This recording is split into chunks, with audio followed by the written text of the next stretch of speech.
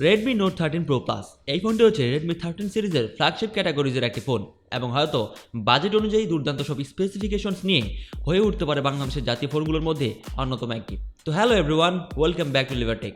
আমি মানিক। আজকের ভিডিওতে কথা বলবো Redmi Note 13 Pro Plus ফোনটি নিয়ে। অবশ্যই তুলে ধরবো ফোনটির হাইলাইটেড বিষয়গুলো।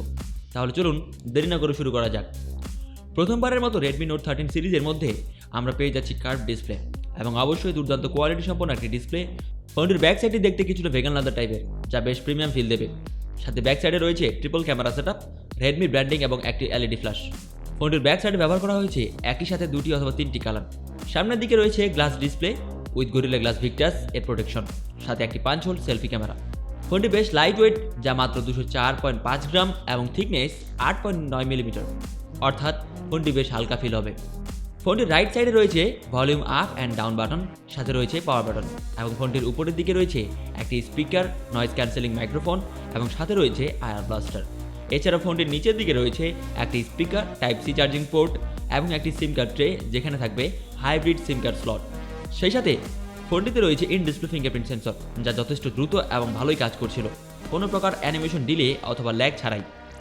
ফোনটিতে IP68 এর ওয়াটার অ্যান্ড ডাস্ট রেজিস্ট্যান্স রয়েছে, যার ফলে ফোনটি পানির নিচে 1.5 মিটার গভীরেও 30 মিনিট পর্যন্ত সার্ভাইভ করবে।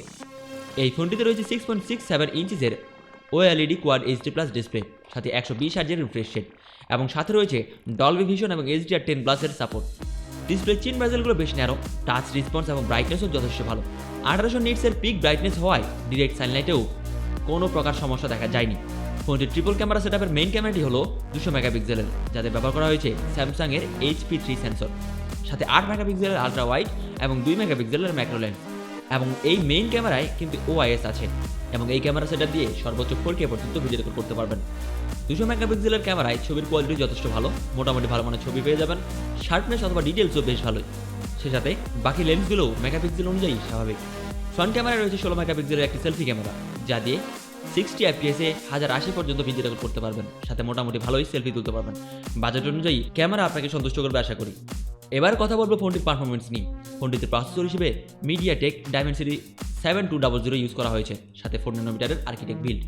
বলা যায় যথেষ্ট পাওয়ারফুল একটা প্রসেসর এবং এই প্রসেসরটা দিয়ে PUBG অথবা ফ্রি ফায়ারের মতো ভারী গেমগুলোও বেশ হায়ার সেটিংসে ভালোই খেলতে পারবেন। ফোনটিতে আউট অফ দ্য বক্স পেয়ে যাবেন Android 13 এবং ব্যাকএন্ডে থাকছে MIUI 14। ফোনটিতে মোটামুটি সব অ্যাপ্লিকেশন ঠিকঠাকভাবেই কাজ করছে, কোনো ধরনের সমস্যা চোখে পড়েনি। ফোনটিতে তেমন হিটিং ইস্যু জনিত সমস্যাও চোখে পড়েনি।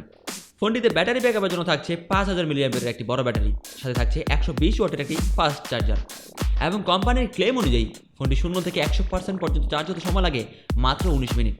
ব্যাটারি ব্যাকআপ মোটামুটি ভালোই, একবার চার্জে একদিন অনায়াসে চালাতে পারবেন। তো বাজেট অনুযায়ী আমার মতে ফোনটি একদম ঠিকঠাক, বেস্ট ভ্যালু ফর মানি। তবে এখন এই মুহূর্তে ফোনটির একটি মাত্র ভেরিয়েন্ট পাওয়া যাচ্ছে, যা 12/256 GB, যেটি আবার চায়না ভার্সন। ফোনটি এই মুহূর্তে 40,000 টাকার আশেপাশেই পাওয়া যাচ্ছে। তবে ফোনটির ইন্ডিয়ান ভেরিয়েন্টটি চলে আসবে খুব শীঘ্রই এবং আসলে নিশ্চিতভাবে ফোনটির দাম হবে 35,000 টাকার মধ্যেই। সো ফ্রেন্ডস, এই ছিল Redmi 13 Pro Plus এর সব কিছু। আশা করি ভিডিওটি আপনার ভালো লেগেছে এবং অবশ্যই কমেন্ট বক্সে জানিয়ে দেবেন আপনার মন্তব্য। তাহলে আজকের ভিডিওতে এই পর্যন্তই। পরবর্তী ভিডিওর আপডেট পেতে অবশ্যই সাবস্ক্রাইব করে বেল আইকনে ক্লিক করুন। শীঘ্রই আসছি নতুন কোনো ভিডিও নিয়ে। ততক্ষণ ভালো থাকবেন, সুস্থ থাকবেন। ধন্যবাদ।